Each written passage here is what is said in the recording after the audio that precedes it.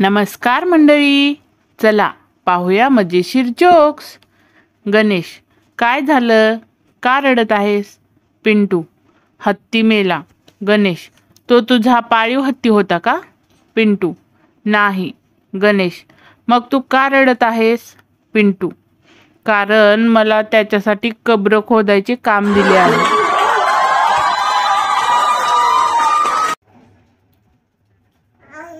जगात सगळ्याच बायका भांडकुदळ असतात असं नाही. काही बायका वेगळ्या असतात. भाजीत मीठ जास्त टाकून बदला घेतात.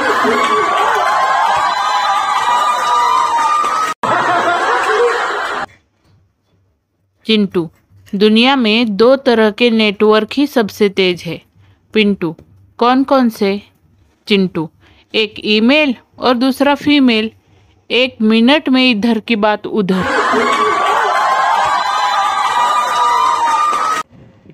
पिंटूचा मुलगा पाय पसरून बेडवर झोपला होता.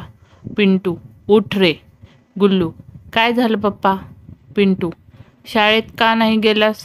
गुल्लू, तुम्हीच बोलला होता ना की एका जागी वारंवार गेल्याने इज्जत कमी होते.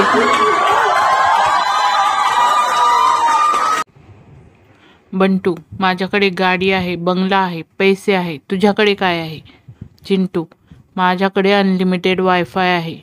बंटू रडून रडून मेला.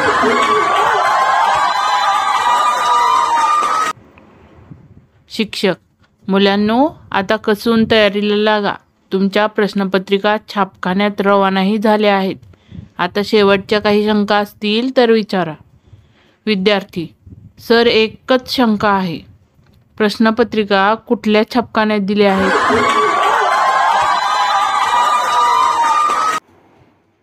शिक्षक, मी मुलांनो मुघल साम्राज्य या धड्यावर प्रश्न विचारणार आहे.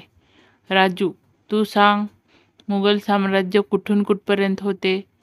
राजू, सर, मुघल साम्राज्य पान क्रमांक 12 ते पान क्रमांक 18 पर्यंत होते.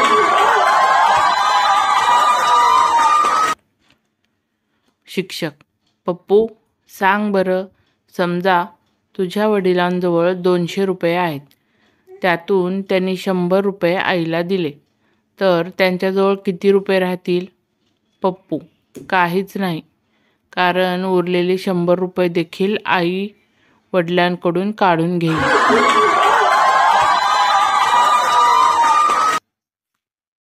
शिक्षक, दिनू, समजा मी तुला आता 2 अंडी दिली आणि तुझ्या घरी आधीच 4 अंडी आहेत, तर सांग बघू तुझ्याकडे एकंदर किती अंडी होतील? दिनू, पण मॅडम, काल तर तुम्ही सांगितलं होतं की अंडी तर कोंबड्या देतात.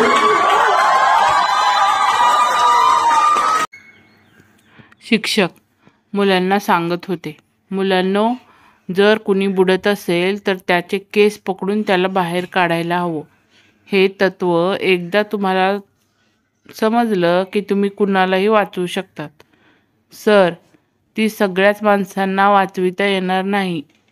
शिक्षक, का वाचविता येणार नाही? सर, जी माणसं टकली असतील त्यांना कसं वाचवणार? शिक्षक, मी एका माणसाला ठार मारले आहे. या वाक्याचं भविष्यकाळ काय? बंड्या, तुम्ही जेलमध्ये जाल.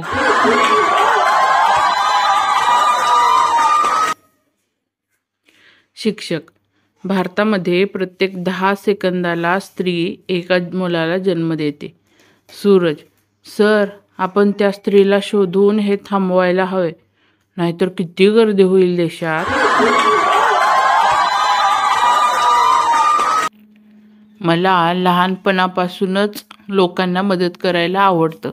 आत्ताच एका लहान मुलाला कुरकुरे संपवायला मदत केली. अजूनही त्याचे आनंदाश्रू थांबत नाही.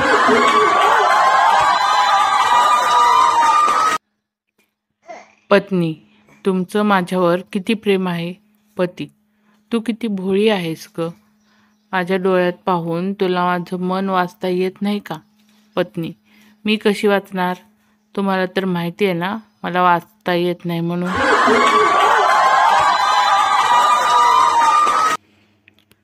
विसरभोळे प्राध्यापक, बायकोला, अगं सकाळी मी छत्री न्यायलाच विसरलो बघ. पत्नी, तुमच्या ते केव्हा लक्षात आलं? प्राध्यापक, कॉलेजमध्ये गेल्यावर छत्री बंद करण्यासाठी मी हात वर केला तेव्हा.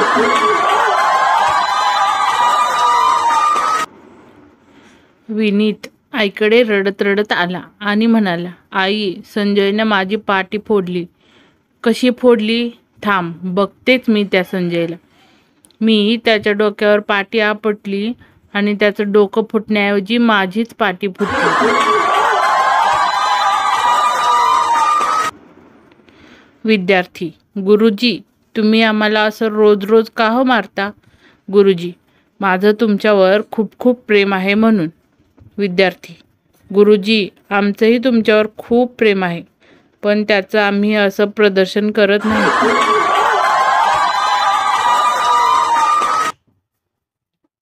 लोक म्हणतात की एक दिवस दारू पिल्याने सतत सवय लागते. एकदम चूक. आम्ही लहानपणापासून अभ्यास करतोय, पण लागली का सवय? यालाच म्हणतात कंट्रोल. वाघ एका म्हाताऱ्या माणसाला म्हणाला, आज मी तुझं रक्त पिणार. म्हातारा, माझं रक्त तर फार थंड आहे. तिकडं पहा, एक जवान येत आहे, त्याचं गरम रक्त पी. वाघ, नको, आज गरमी फार आहे, मला कोल्ड्रिंक प्यायचं आहे.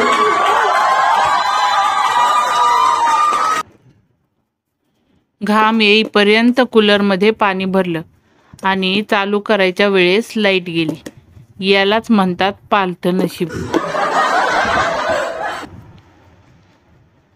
सायकल चालून चालून थकल्यावर मोटरसायकल घेतात. मोटरसायकलमुळे पाठदुखी झाल्यावर कार घेतात.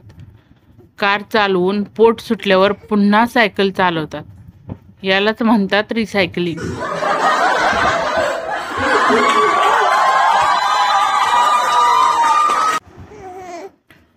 पूर्वीच्या पोरी सकाळी उठून अंगणात ठिपक्यांची रांगोळी काढायच्या आणि आताच्या अंथरुणातच मोबाईलच्या काचेवर ठिपके जोडून पॅटर्न लॉक उघडतात.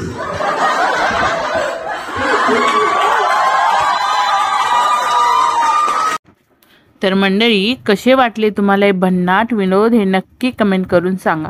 आणि तुमच्यासाठी अजून एक नवीन सरप्राईज घेऊन येण्याचा आपण प्रयत्न करणार आहोत. तुम्हाला आठवड्याच्या प्रत्येक रविवारी एक सुंदर कथा ऐकण्यास मिळणार आहे. तर या चॅनलला लाईक करायला विसरू नका, शेअर करा आणि सबस्क्राईब करायला तर अजिबातच विसरू नका. पुन्हा एकदा खूप खूप धन्यवाद.